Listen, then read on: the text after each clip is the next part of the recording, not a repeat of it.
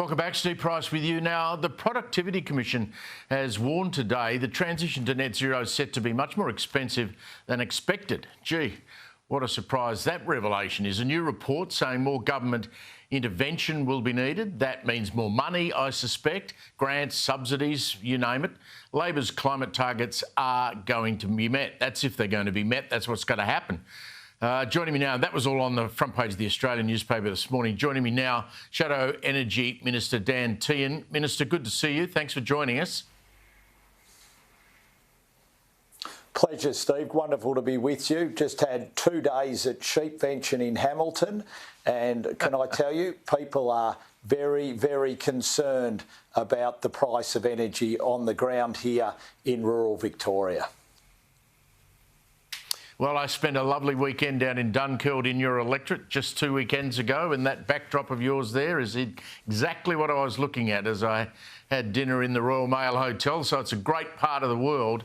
I mentioned at the start there that, you know, when you read a report like this, the government's going to put a positive spin on it, Minister, but, Dan, it's not really very positive at all, is it?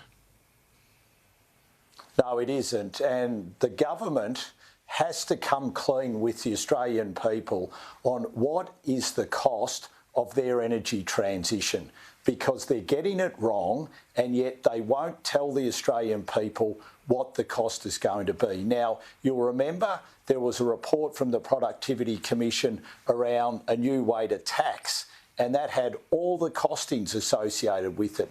Yet we get this report from the Productivity Commission and they're silent on cost. Why? It's because the government does not want to come clean with the cost of their approach of this energy transition. We all know through our power bills that it's costing more and more on a daily basis, yet they will not come clean with the Australian people.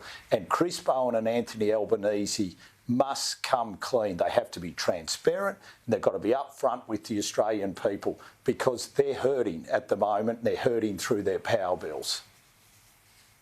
Well, the government spent 8 weeks during an election campaign not telling everyone what it was going to cost. They've managed to get away with that. They're now back. They've got a massive majority. I mean, do you think a figure exists somewhere? Is there something in writing somewhere that adds up transmission lines, turbine infrastructure costs, solar panel costs, and putting it all together? Is there one figure somewhere that exists? Well, I don't know whether there is or not, but we're going to pursue a figure. And if the government won't provide it, then we're going to do the work, or going to seek to get the work done, or hopefully others will come forward and do the work so that we can put a cost on that, because that is the key figure that the Australian people want to know. Because what they're seeing week after week after week is Chris Bowen telling them one thing, and yet what they're seeing through their electricity bill, their gas bill, and other ways, whether it be we're starting to see large industries having to be bailed out, is that isn't proving to be what the government is telling them that it is. And so we have to know what the cost is, and one way or another we will find it out. Jim Chalmers, of course, has got his economic roundtable coming up.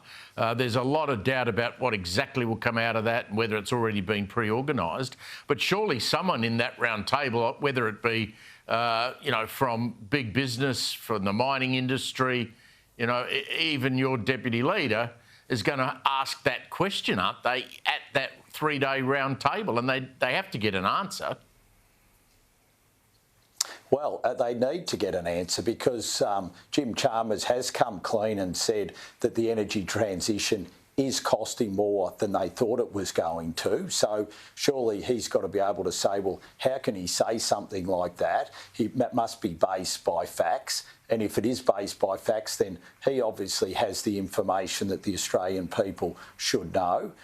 And if he doesn't have it, then he needs to find it out, because the Productivity Commission has done this work. they've been silent on costs. We know when it comes to the CSIRO, they did some work last week, the Gen Cost work, and yet they won't be transparent on the model that they use, and they actually come clean and say that the model is outdated now, and yet they won't be transparent about the problems with it. Now, I don't blame the Productivity Commission.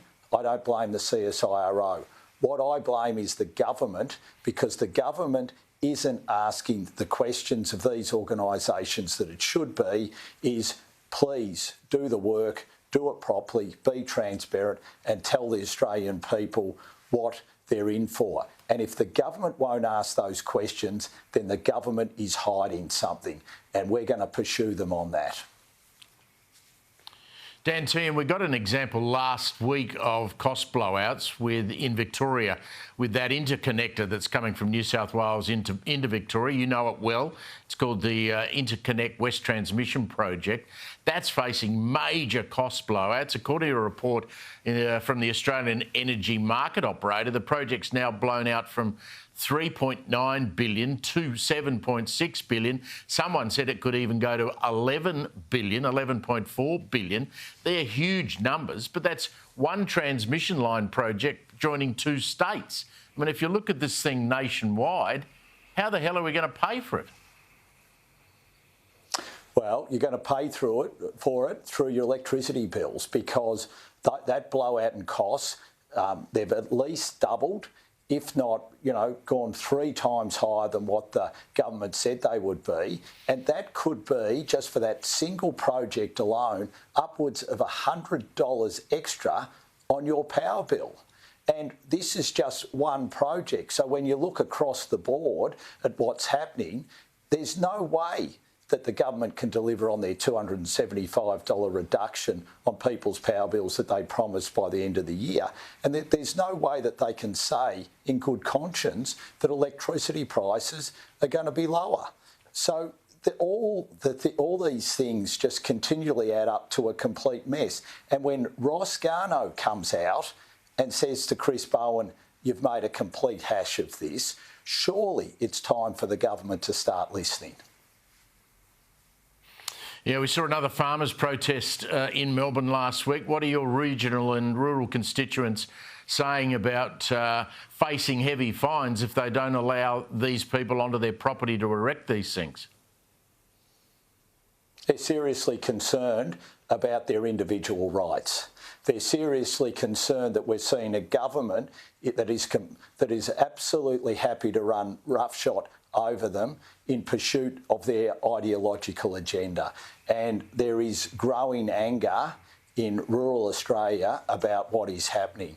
And I can tell you that both the Premier and the Prime Minister's popularity in my part of the world and most of regional and rural Australia continues to go down the sink, because these people who deliver so much for our nation feel like they're being absolutely taken for granted in so many ways, whether it be the way they're being unfairly taxed, their rights are being taken away from them, and what they're seeing is just costs upon costs being added to their business, whether they be farm businesses, whether it be industrial businesses, small manufacturing, you name it. They just feel like that this government does not care about them.